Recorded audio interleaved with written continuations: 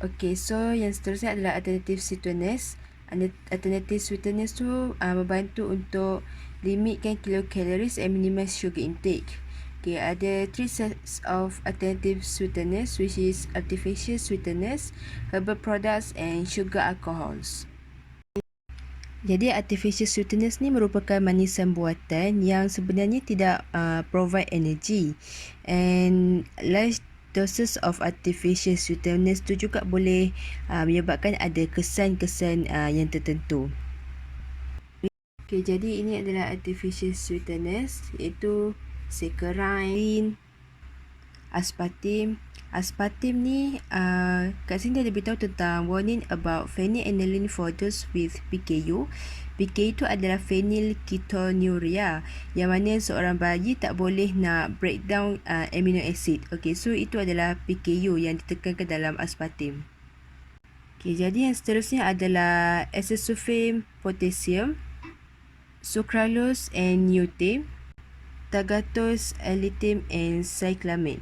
Okay, so itu adalah contoh untuk artificial sweetness. Jadi seterusnya adalah stevia and herbal product, yang mana memang derives daripada tumbuh-tumbuhan.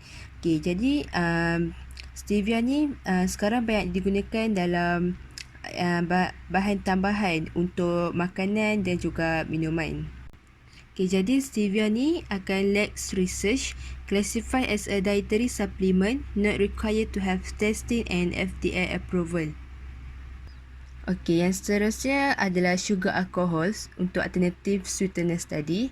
Okay, so sugar alcohols ni akan provide kilocalories fewer than their carbohydrate cousins and sugars.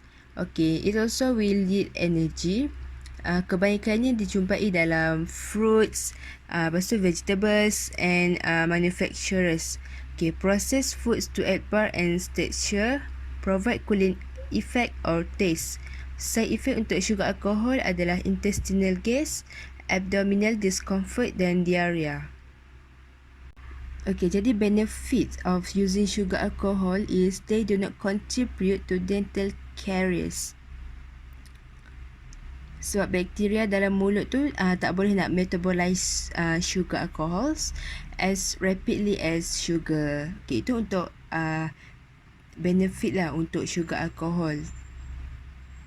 Okay, jadi yang seterusnya adalah health effects and recommended intakes of starch and fiber. Okay, so the first one adalah heart disease untuk health effect dia. Okay, so heart disease ni will bind with bile and thereby lower blood cholesterol levels. Okay, fiber akan displace fat untuk heart disease, dan pengambilan oatmeal membantu untuk reduce kolesterol. Okay, bila bile acid tu dah dibinding, GI tract and thereby akan increase excretion. Liver akan menggunakan kolesterol untuk for new bile acids, and the net result is lower blood cholesterol. So itu untuk heart disease. Okay, yang seterusnya adalah diabetes. Diabetes reducing the risk of type 2 diabetes. Okay, so dia punya flow, fiber ni akan trap nutrients and delay transit melalui GI tract. Seterusnya glucose akan absorb secara perlahan and prevent glucose surge. Okay, jadi kat sini juga diberitahu yang mana after the glucose surge and rebound that seem to be associated with diabetes onset. Okay, so itu untuk diabetes. Okay, seterusnya adalah GI health. GI health ni dia menekankan kepentingan untuk penjagaan the large intestine. So, the blood absorption of unwanted particle. Jadi, pengambilan cecair yang mencukupi, fibers tu akan bantu untuk prevent several GI disorders. Dan juga dia akan lagi mudah untuk elimination for rectal muscles, pressure in lower bowel, less likely that rectal veins will swell or hemorrhoids. So, the next health effect adalah cancer, which is remove potential cancer causing agents from body. Okay, fiber akan bantu untuk prevent colon cancer ni sendiri melalui diluting, binding and repeatedly removing sepanjang proses pengambilan fiber itu sendiri. Jadi soluble fiber akan stimulate bacteria fermentation of resistant starch to produce short chain fatty acid and will lower the pH. Okay, itu untuk cancer. Okay, so yang seterusnya adalah weight management. Weight management ataupun penjagaan berat badan. Okay, low in fat and added sugar dengan adanya pengambilan fiber ini sendiri, and promote weight loss by delivering less energy. Okay, jadi fibers akan absorb water from digestive juice. They swell, creating feelings of fullness, lowering food intake and delay hunger. And high fiber foods not only add part to the diet but are economical and nutritious as well. Okay, so itu untuk the weight management. Okay, seterusnya harmful effects of excessive fiber intake, which person has small capacity and eat mostly high fiber foods. Person will not able take enough foods, so the malnourished ataupun kekurangan nutrisi, the elderly and young children adhering to all plant diet especially vulnerable to this problem. So this is about the harmful effects of excessive fiber intake.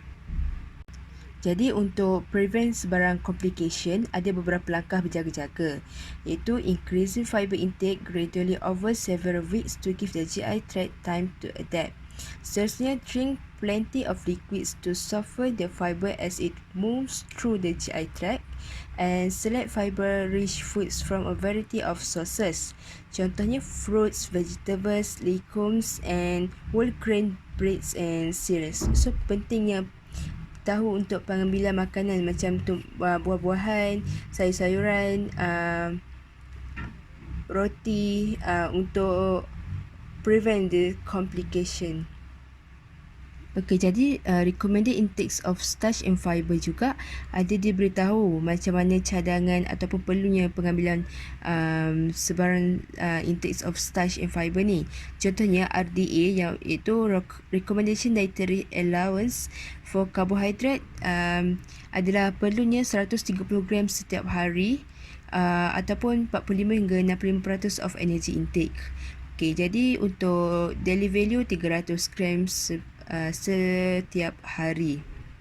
Okay, jadi seterusnya FDA ataupun Food and Drug Administration recommend 25 grams for a 2000 kilocalories diet and dietary reference intake at 14 gram per 1000 kilocalorie intake or 28 grams for a 2000 kilocalorie diet.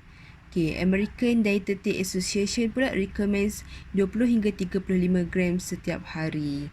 Okay, so itu adalah pengambilan karbo yang sebenarnya kita perlu ambil pada setiap hari. Okay, jadi akhir sekali adalah from guidelines to groceries. Okay, jadi grains encourage whole grains untuk pengambilan yang kita perlu ambil, dan juga sebabnya akan provide 15 gram carbohydrates dalam grains ni. Okay, seterusnya vegetables dia ada starchy and non-starchy, differ in carbohydrate content. Okay, jadi contoh starchy vegetables adalah a half cup of cooked corn, peas or potatoes yang provide 15 grams of carbohydrate per serving. Untuk non-starchy vegetables, contohnya half cup of broccoli, green beans or tomatoes yang akan provide dalam 5 gram. Okay, untuk non-starchy vegetables. Okay, yang ketiga adalah fruits, vary in water, fiber and sugar contents. Contohnya small banana, apple and orange, yang mana average dia adalah 15 gram of carbohydrates. Okay, after fruit, milks and meat products that contain carbohydrates, cheese is low in meats. Okay, seterusnya meat and meat alternates. Meats are low but nuts and legumes have some carbohydrates. Okay, so food labels list grams of carbohydrates, fiber and sugar, starch grams boleh dikira, and read for labels, list the amount in grams, total carbo, include starch, fibers and sugars per serving.